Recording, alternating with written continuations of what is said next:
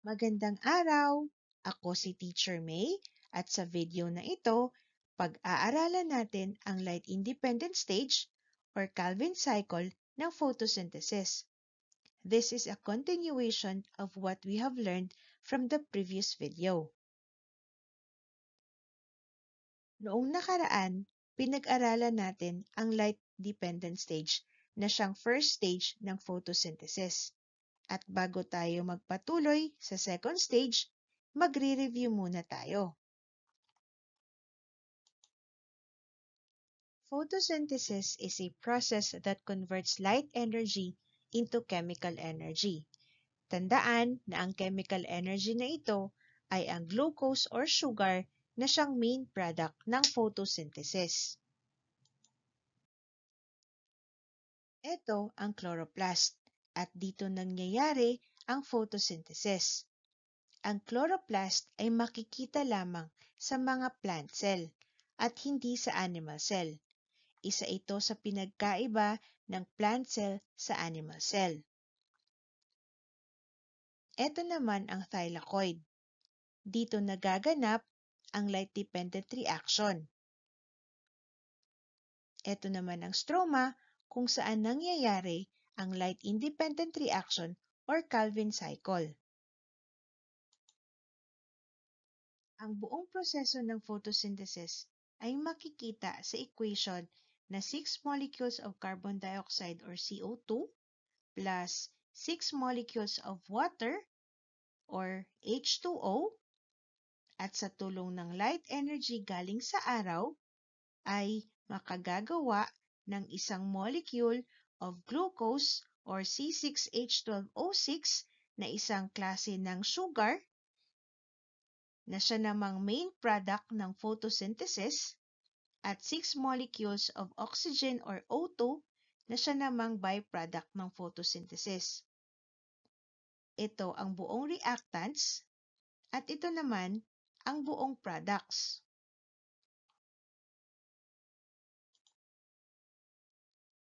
Ito ay simpleng diagram na nagpapakita ng buong proseso ng photosynthesis.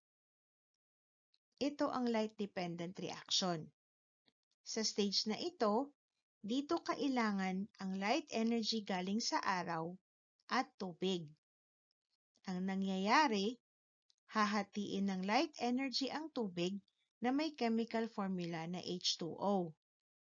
Ilalabas ang oxygen papunta sa atmosphere na siyang ini-inhale natin at ang hydrogen na matitira ay gagamitin para gumawa ng ATP at NADPH na gagamitin naman sa susunod na stage na light-independent reaction o Calvin cycle.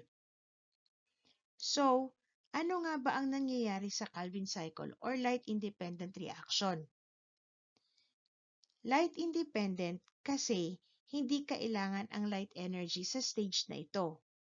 Ang kailangan ay ang carbon dioxide at ATP at NADPH na galing sa light-dependent reaction para gumawa ng glucose na siya namang again main product ng photosynthesis.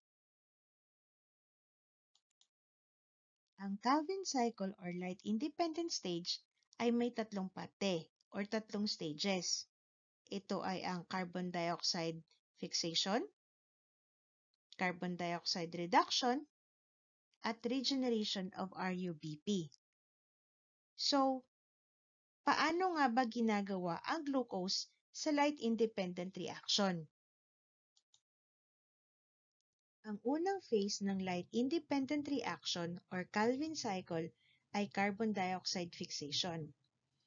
Gamit ang carbon dioxide at RUBP na isang 5-carbon molecule ay gagawa ng phosphoglycerate o 3-PG sa tulong ng Rubisco enzyme. Sa phase na ito, may product na dalawang 3-carbon phosphoglycerate. Phase 2. Ito ang carbon dioxide reduction. Ang mangyayari ay i-convert ang phosphoglycerate to carbohydrates or glucose o G3P sa tulong ng NADPH at ATP na galing sa light-dependent reaction. At dahil sa prosesong ito, ang NADPH ay magiging NADP+, at ang ATP ay magiging ADP ulit. Tapos, babalik sila sa thylakoid para gamitin ulit ng light-dependent reaction. Stage 3, RUBP regeneration. At dahil ang photosynthesis ay isang cycle na process, kailangan gumawa ulit ng RUBP. Gagamitin ang G3P galing sa phase 2 para gumawa ulit ng RUBP. Ang G3P ay may 3 carbon. Ang isa nun ay maiiwan para maging building block ng glucose. Then, the rest ay gagamitin para maging RUBP sa tulong ng ATP. At ang RUBP ay gagamitin ulit to start another cycle. As a summary of light-independent stage or Calvin cycle, si carbon dioxide ay magre-react kay RUBP sa tulong ng Robisco enzyme para makagawa ng 2 phosphoglycerate. Tapos, si phosphoglycerate ay dadalhin sa phase 2 para maging carbohydrates or G3P. Gamit ang NADPH at ATP na galing sa light-dependent reaction. After sa phase 2, pupunta si G3P sa phase 3. Ang isang molecule ng G3P ay maiiwan para maging building block ng glucose, tapos the rest of the G3P ay gagamitin para gumawa ng RUBP sa tulong ng ATP.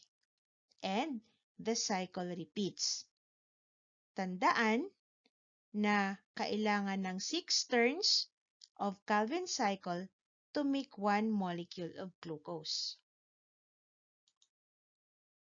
And this is how the photosynthesis or the process of photosynthesis happens.